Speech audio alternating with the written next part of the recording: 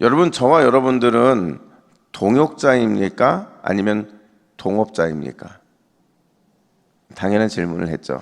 여러분, 동역자라는 것은요, 함께 짐을 지는 사람이고 함께 주를 위해 사명을 감당하는 사람, 그걸 동역자라고 합니다. 반면에 동업자는 어떤 사람입니까? 어떤 수익을 얻기 위해서 사업이나 영업을 함께 하는 사람을 가리켜요.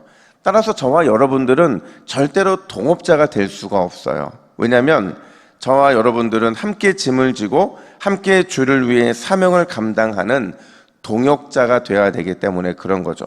오늘 본문은요, 세 번째 별책 부록에 대한 내용인데, 제가 앞서도 말씀드린 것처럼 사무엘하 21장, 22장, 23장, 24장은 4개의 별책 부록으로 되어 있어요.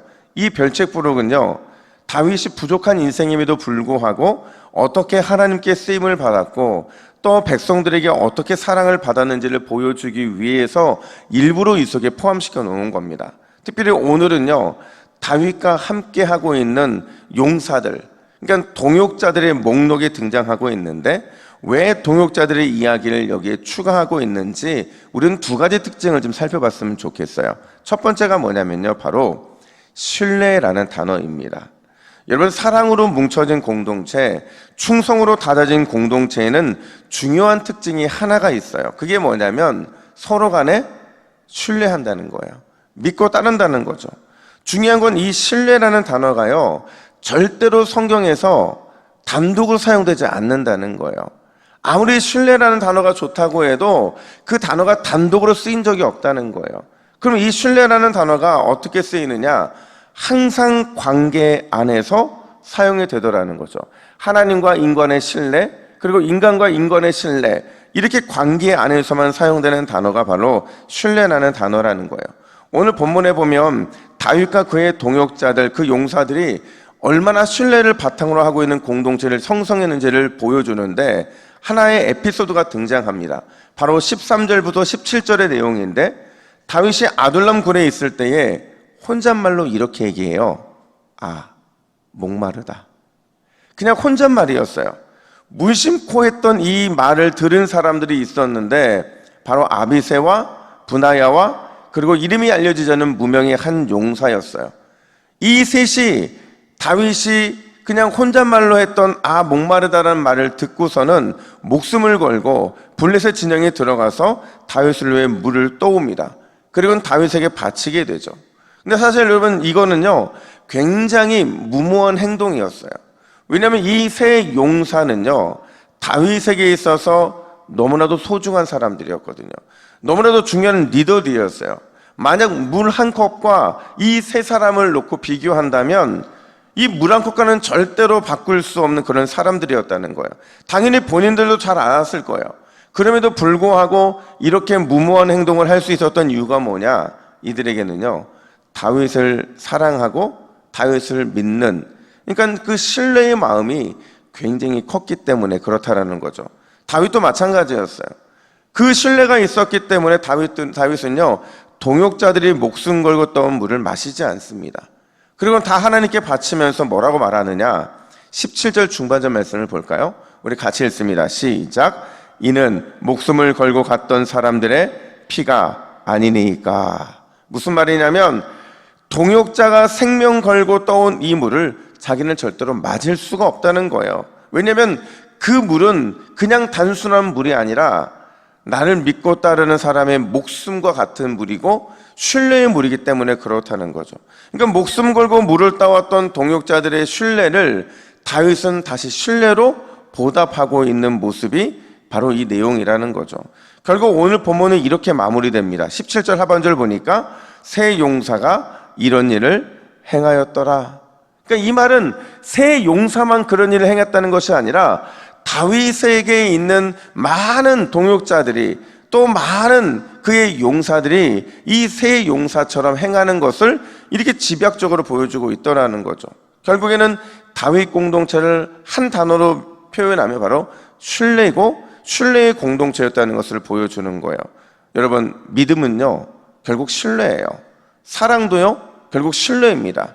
그리고 그 신뢰를 바탕으로 세워지는 것이 하나님 나라이고, 그 신뢰를 바탕으로 세워지는 것이 우리가 오늘 예배하고 있는 이 교회 공동체라는 거예요. 여러분, 오늘도 말로만의 믿음과 또 말로만의 사랑이 아니라 끝까지 믿어주고 끝까지 사랑함을 신뢰의 능력으로 나타내 보이는 저와 여러분의 삶이 되시기를 예수님의 이름으로 축복합니다. 뿐만 아니라 두 번째로 오늘 우리가 기억해야 되는 게, 첫 번째가 신뢰였다고 한다면 두 번째는 바로 기억이라는 거예요. 다윗은요, 여러분, 분명히 기억하고 있었어요. 사실 오늘 본문은요, 어제 본문 1절에서 본 것처럼 다윗의 마지막 말, 쉽게 말하면 유언이라고 말할 수 있지만 그냥 유언이 아니라 하나님의 메시지로서의 그 다윗의 마지막 말이 기억이 되고 있는데, 그 내용이요, 자기를 도왔던 사람들의 이름들이 등장하더라는 거예요. 너무나도 생생하게 기억하고 있죠. 그리고 그들이 어떤 도움을 주었는지도 다윗은 분명하게 기억하고 있어요. 그래서 24절부터 39절에는 다윗의 30용사의 명단이 등장을 하는데, 좀 잘 세워보시면요, 30명의 용사가 아니라 37명으로 마무리되고 있어요. 아니, 분명히 30용사라고 말을 했는데 왜 37명이라고 말을 하고 있느냐? 아마도 처음에는 다윗이 30명을 넣고 싶었을 거예요. 근데 한 사람 한 사람을 넣다 보니까 누구 하나 버릴 수가 없어서 결국 그 인원이 늘어날 수밖에 없었던 거죠. 근데 중요한 거는요, 오늘 본문에서요, 진짜 있어야 할 이름이 그냥 곁다리로는 포함이 됐지만 그냥 직접적으로 그 사람의 이름이 등장해야 됨에도 불구하고 빠져있는 사람이 있어요. 누군지 아시겠어요?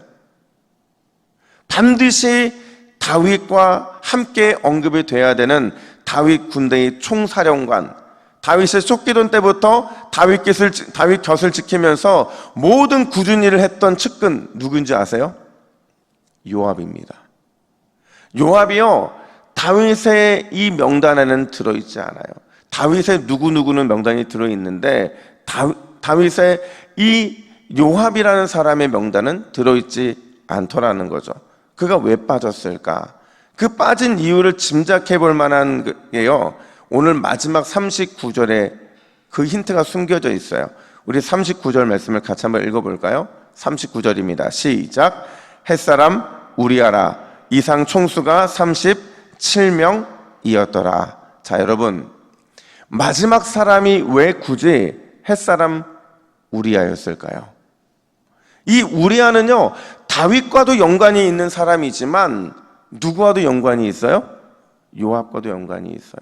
명령을 내린 것은 다윗이었지만 실제로 전쟁터에서 우리아를 죽게 만든 사람이 누구였어요? 요압이었죠. 그러니까 여러분, 이 이름이 마지막에 등장한다는 것은 하나의 메시지인 거예요. 다윗의 최초기 요압이 빠질 수밖에 없는 이유, 그리고 우리아를 넣을 수 있는 이유는 함께 연결되어 있다는 거죠. 그러니까 결론적으로 말하면 다윗은요, 분명히 기억하고 있었다는 거예요. 어떤 기억하고 있느냐?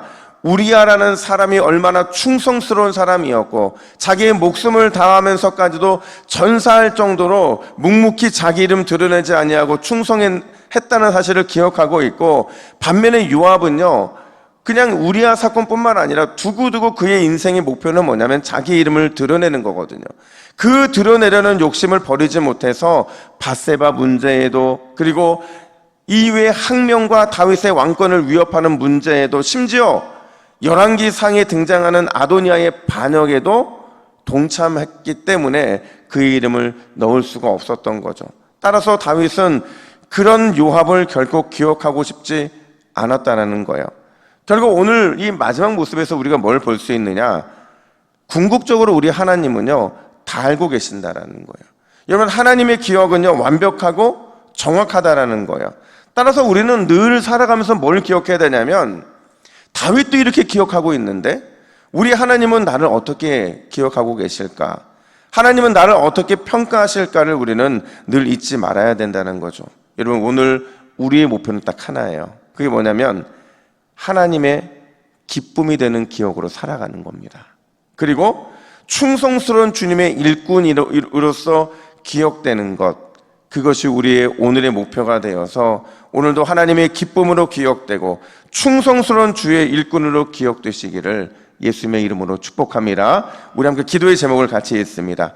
한번 보시고 같이 읽습니다. 시작. 주여, 신뢰가 가득한 삶, 신뢰로 충만한 우리 교회 되게 하옵소서. 주님께 기쁨으로 기억되는 멋진 제자의 삶을 살게 하옵소서. 아멘. 이렇게 기도하겠습니다. 하나님 아버지, 오늘 긴 이야기 속에서 다윗 공동체가 얼마나 신뢰가 가득했는지, 그리고 그 신뢰를 바탕으로 해서 다윗이 얼마나 많은 것을 기억하고 있는지를 보게 하시니 감사합니다. 우리의 오늘의 삶의 목표는 우리의 삶 역시도 하나님이 기억하시고, 그래서 우리가 신뢰가 가득한 공동체가 되고 또 하나님께 기억되는 것이 가장 우리의 1순위 목표가 되기를 원하오니, 오늘도 우리가 하나님과의 신뢰, 또 성도들 간의 신뢰, 그리고 하나님의 기쁨이 되는 기억이 되기 위해 어떻게 살아야 되는지를 고민하는 복된 새벽이 될 수 있도록 인도하여 주시옵소서. 오늘도 하나님께서 우리에게 그 신실함 가운데 놀라운 일들을 이루어 주실 줄로 믿습니다. 우리가 신뢰를 통해 사랑하게 하시고 신뢰를 통해 믿음이 자랄 수 있도록 주께서 인도하여 주시옵소서. 감사드리며 예수님의 이름으로 기도하옵나이다. 아멘.